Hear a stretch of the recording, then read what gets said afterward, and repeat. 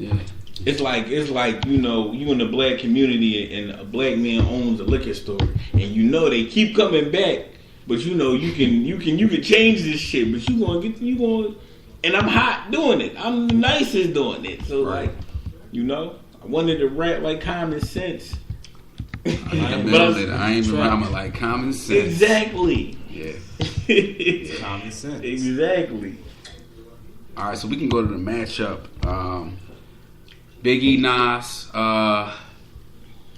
Again, like, you know, I look at it as like their peak prime when they were the shit. Like, who was the man? You know what I mean? And I think Biggie's peak was so crazy. Like, Biggie was just like, I just remember being 5th, 6th grade. He was pop, but he was still hood. Grade, he hit every single element. He got it going. He was pop, but he was hood. He hit every single element. Yeah, they changed the game with that shit. And he just did that a little bit better than Nas. And of course, probably Puff Daddy didn't hurt. He had the machine behind him. That is what did it. He had the hype machine. There is no Biggie without Puff. No. That all Puff would have. I mean, Big would have been like on some Big L shit. You know, on some all street shit. No, all that Coogee sweaters and with glasses. Puff had to like speak that shit. Like, yo, you gotta do this. I mean, wasn't on that. Yeah, Big was like Big probably just shot a nigga before the photo shoot. Like he didn't care about all that flashy shit. I will say, I mean, I still pick Nas though. I just feel like Nas is just Nas just got this fucking. You know, we spoke earlier about Mos Def just having that it factor. Like, Nas got that like on 100. Yeah. You know what I mean? What up, brother? Welcome to the conversation, man. Yo. You with us? Alright. Maybe he'll he got a bad connection or something. But I feel like Nas got that it factor on like 100 when it comes to hip hop and aesthetic. And it's a girl I know, and she live out in New York or whatever. She's like a painter, and she met Nas at this little like networking event, and she don't even really know rap like that. Right. And she said when she met Nas, she was just like, she felt this energy, and she was just like, man, like he just felt, it just felt special. You know what I mean? And I feel like Nas just has that. Nas is like Exactly, like this it factor. Like not even AZ got that feeling, like got that thing to me, like that thing. Right. You can't even describe it. You know what I mean? Like you got that sixth sense. That's the extra element. Extra element, yeah. Like something there, like. And I think so. That made me just go with Nas. To be honest. Nas a Big. Who you got? I feel you. No, I had Big, but like I feel you go B.I.G. But you know, Illmatic, and then If I Ruled the World album. It was Red. It was Red. You know what I mean? So like, you know, that's heavy, and then he still came with it, obviously, ever since. But I feel he's great. Yeah, I like It Was Written more than I like Illmatic. Here's the thing. A lot of younger. Me personally. A lot of, but I hear that a lot. Like a lot of younger dudes who get up on Nas later. Like my little cousin did the same thing. My little cousin's like, yo, It Was Written is that shit. He was like, yo, he was on some other shit. Yo, and I understand. Mind you, when Illmatic came out, I was 3. Right, exactly. So when It Was Written came out, I was like, what? That came out in what, 98? Yep. I was 8. Earlier than that. I was 8. 96 probably. But no, whatever. I think it came out in. I don't think it came out in 96. It Was Written? Yeah. 90. No, matter of fact, no. My fault. Illmatic came.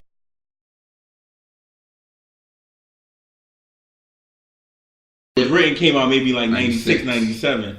I said 96. You like kindergarten. I'm like 6, 7 years old. 96. But that's more relatable. Yeah, 96, man. Don't test me. Never test me. I never cower. You know, It Was Written was great. It just happened to come after Illmatic, so it was like, Yeah, no, Illmatic's a straight up banger, but like, I don't know, I think Biggie's versatility and just, I don't know, I just liked, he had that aura and the presence, and of course, you know, we talk about the hype machine, but you know, he had something about, you know, the legend that is and was Big. I don't know, he just had that flow, you know, he just smooth, but it, you know, I said Illmatic was amazing. So it's really like, but you went Biggie on the bracket. Yeah, no, I went Biggie. Pelicans won. Still good one. I went with Nas.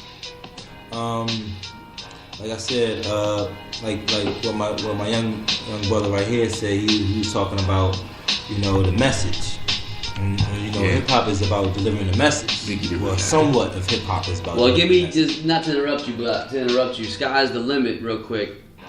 You know what I mean? That's one of them songs. I mean, Biggie had transformational songs. You know what I mean? Besides like Ready to Die, where it's about like it's motivation. You know what I mean? But like, look at Sky's the limit. To me, it's like I'm just because you talking about a message. Mm-hmm. To me, that would live forever. Because I mean, there'll never be a time when you could tell, you know, not think about Sky's the limit and be like, all right, like Sky's the limit. Like that's like, you know what I mean? Like I can do whatever I want to do, not just because Biggie said it, but like that song brings it into, you know, brings it into. I think to Dan's point, I think that Nas, I'm more caliber. I'm more of you know, community based. So for instance, you know, Big talking about selling drugs and robberies and stuff, which I indulged in. So I understand Big point of view, but on the same note, it's the message. I don't want my kids. I'm not gonna send my kids to listen to Big before I go send them over there to listen to my man, because my man gonna got a better message than what Big gonna have. Yeah. Mm-hmm. So that's what I base my judgment on. Big definitely had swag before swag was even invented. Yeah. He definitely had the swag. Yeah. He had the stuff. When he said, "Come in Mob Deeps in 2," I said, "How you gonna come in 2 Mob Deeps? That's real deep." Mm-hmm. So I said, "Dad." Everybody hit the DECK.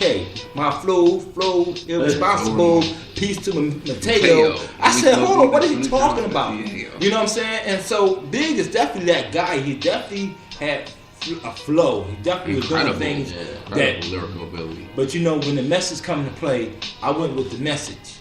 And Nas was delivering the message, talking about, you know, God body, what black girl lost. You know what I'm saying?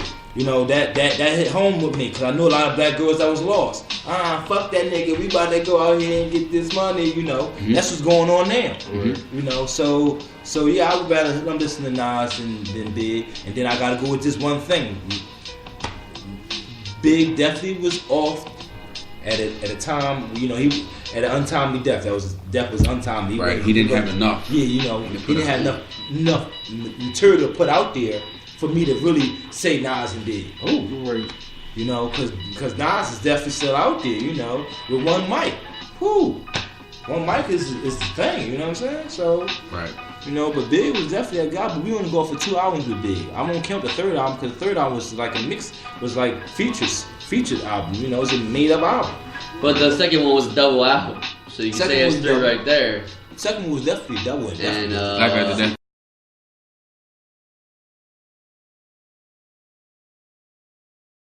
I feel like he you know, him and Tupac covered the gamut, and they covered like, you know, and plus like the Prophet. I know it's like extra, like whatever you want to call it, like, you know, it's like you love them more when they're gone type of thing, like, you know, you're worth more when you're not here, but like and your mystique, but like I was trying to say like the Prophet, but like yeah, like the prophetic way of his life, where he like his album was literally called Life After Death, but he was alive, like that motherfucker was on some shit where he knew, like, you know what, like he was ready to die, like first album, great. He spoke. I'm not saying that makes him smart. I'm not trying to like praise, you know. We all should want to live and do our thing. I'm just saying like he spoke that shit into existence. Well, I mean, if you read the tea leaves, Ready to Die was basically saying like, I'm ready to kill my old life. I'm reborn. You know, like I'm no longer doing these evil things. I'm in a different space. So it just it's something different. Right? Yeah. And then Life After Death. Metaphor. Yeah. Life After Death. Life After Death was like. That's why Life After Death is a more commercial album. So and it's- even Born Again. There's some And they followed the whole thing. They followed the same thing. There's more commercial songs. Yeah. I mean, Biggie was gone by then, but yeah. So was life after death more metaphorical, like his second life, or was it like he actually passed away in life after death? Well, to me, like Ready to Die was like, yo, I'm killing this old life. I'm killing my street past. I'm creating a new person now. I'm a father now. I'm a husband. You know what I mean? And life after death was like, this is the new life. He just so happened to pass away. Oh, You know what I'm saying? So I don't know, yeah. I don't think he didn't pass away. did not pass away. Thank you for the Yeah. correction. Assassinated. He was assassinated. Thank you for that. I gotta give that out Oh, because very good. you Nugget. just can't Can't oversight that. You know what I'm saying? Because this will be history one day, and we don't want to. Absolutely. To mistake it. Yes. Yeah. Thank you, man. Thank you. Wait, did Tupac hit? I forget. I know Biggie's death was in Vegas. What happened with Tupac? No, Biggie was in Vegas. After Cali. Tyson Biggie was in Biggie Cali. was in Cali. Yeah. Tupac. Oh, Tupac was after Vegas. Yeah. Oh, Biggie was in Cali? Yeah, big Yeah. Cali. Yeah. So, Nah, I thought Big was in Vegas. Guarantee. no. Big was in Cali. Tupac was Tupac killed Tupac was on Vegas? on the Vegas Strip. I'm was getting killed- confused. I'm getting confused. My Tupac fault. was killed on a night of a boxing match. Yeah, Tyson. Friday the 13th. That was my bad. All right. So Yeah, Big was Cali. And he jumped some other motherfucker, and people believe that was. What's up with Alright. Faith Evans now? Is she still like? I mean, she should. Alright, Shouldn't we going on she? time, but we Shouldn't going. she know the answer though? For real. We going in I'm the just gutter being lane. real quick. Where the fuck is Faith Evans at? No, he said, "Shit, you know the answer." That bitch knows. That bitch knows something. That's a flat little play. He said you know the answer. She knows something, y'all. Come on. All right, Jay-Z and Black Somebody Thought. knows something. Oh man, you know the answer. It wasn't a massacre. Only like how many people died in each incident? One each. It was a bang bang. It wasn't like 2 or 3 or 4.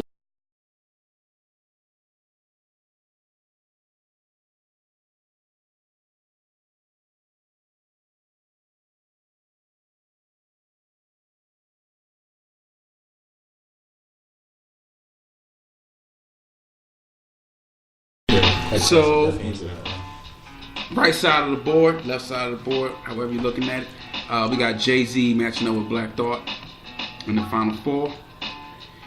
Black Thought all day.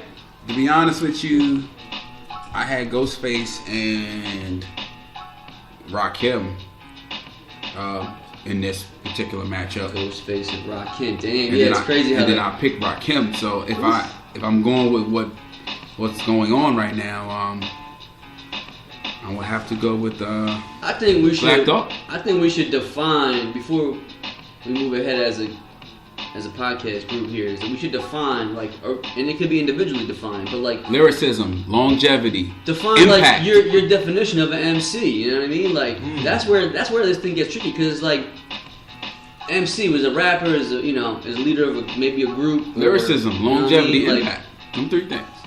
like or a part of a group. Like MC is, you know what I mean? Like what does MC mean to you? What does that mean? Like you want them to MC your party, you want to chill with them and hear them freestyle, you want to rock a fucking whole stadium. Like what's your definition of an MC? You know what I mean? So I think. I mean, bro, I feel like you should to be able it's like in sports. Like just go back to basketball. Like you like MJ, you want a scorer who can drop 40 a night and like unstoppable and guard you, or you want a guy like LeBron who could pass, or you want a guy like I think you said Kareem or something. You know what I the mean? key word was rock a stadium. Who gonna sell out a stadium and rock that bitch right now? I know who will rock that shit better than anybody. I mean, isn't right that Jay-Z? No. Or Biggie? DMX would rock The shit out the stadium. He's already done it. DMX was my He's already final done it. four. He's already- DMX was in my final four. He's already done it. He Yeah, already I rocked know, but I stadiums. can't give him DMX. So So is that what you going off of that? Because if you're But- going off but of then- that, but- then you're but- going a little bit more commercial. You're looking at Commercial. Snoop, looking at Snoop not gonna rock like DMX. what you say?